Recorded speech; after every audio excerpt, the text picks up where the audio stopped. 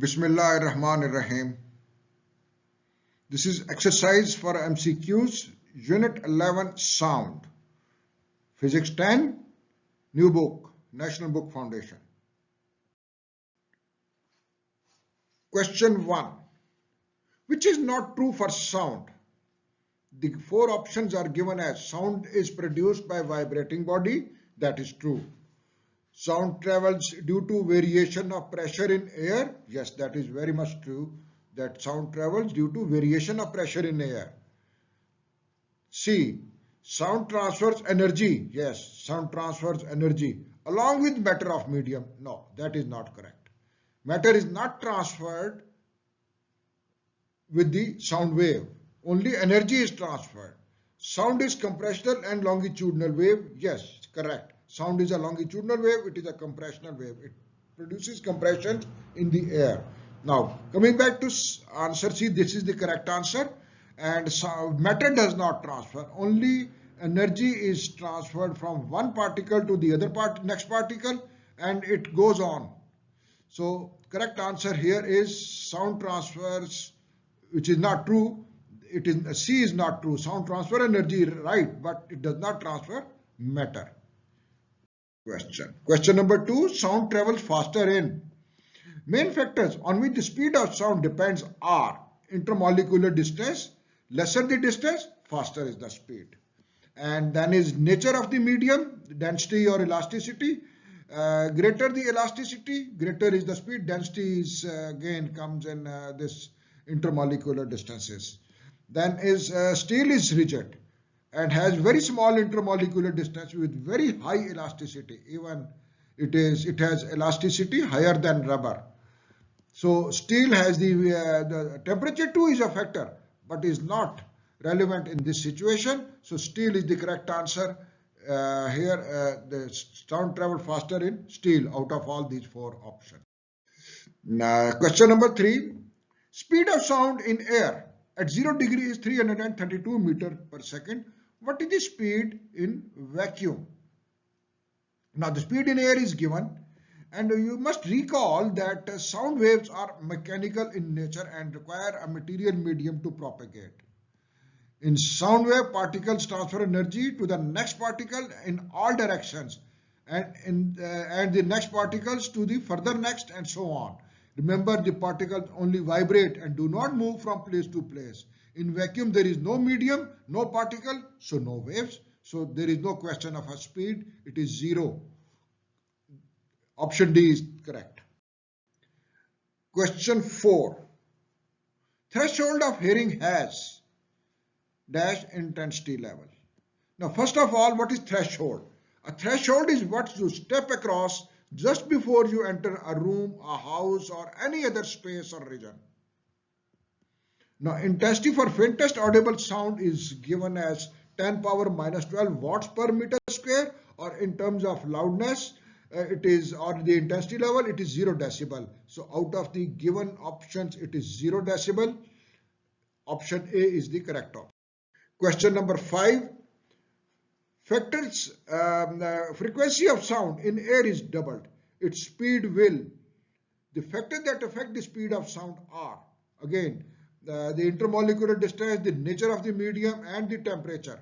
These are the factors that affect. Frequency has nothing to do with the speed. Although the formula for speed is V is equal to F lambda, but when frequency is doubled, the wavelength is reduced to half, keeping the speed constant.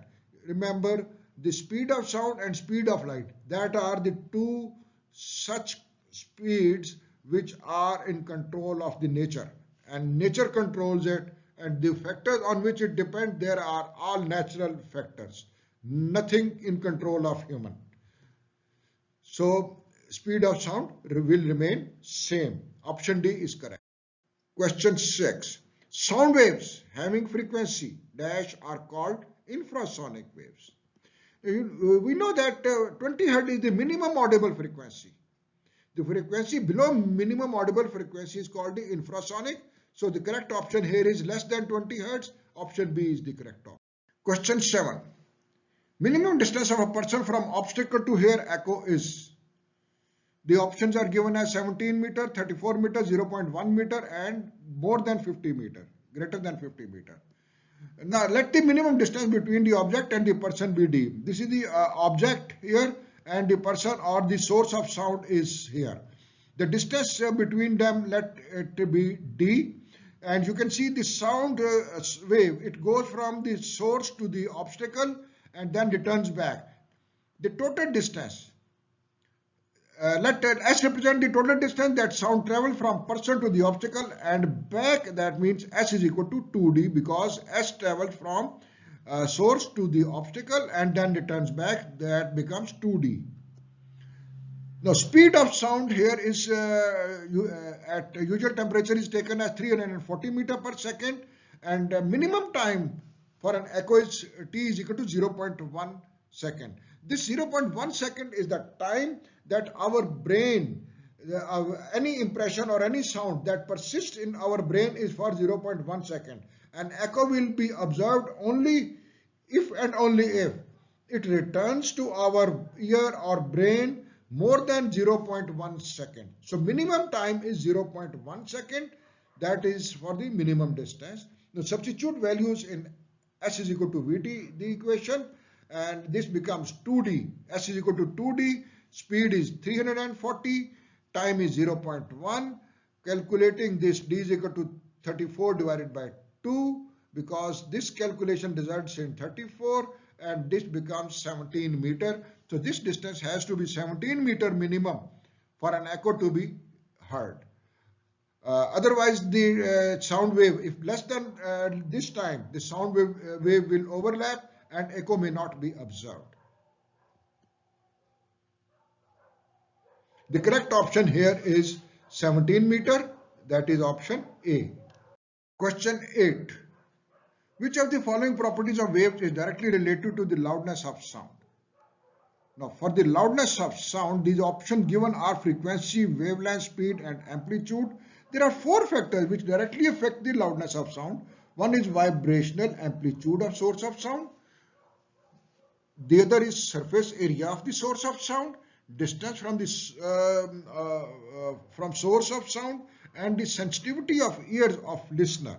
These are the 4 factors which directly affect the loudness of a sound. Now out of all these 4, frequency has nothing to do with the loudness, wavelength has nothing to do with the loudness, speed has nothing to do with the loudness, only amplitude. This is the first factor mentioned here, vibrational amplitude of the source of sound. That is directly related with the loudness of sound. So correct option here is D, amplitude. Question 9. Intensity of threshold of pain. Loudest possible sound without pain to ears is. Now there are 4 options, all in intensities, watt per meter square, and human ear respond to intensities ranging from 10 power minus 12 watt per meter square to more than 1 watt per meter square. And this intensity of 1 watt per meter square is the intensity of a siren, which is the start of the pain threshold. So intensity of 1 watt per meter is the threshold of pain, and option D is the correct option. Question 10. This is the last question. Now, before going to the last question, I would request all of those who have not yet subscribed to the channel, kindly subscribe the channel now.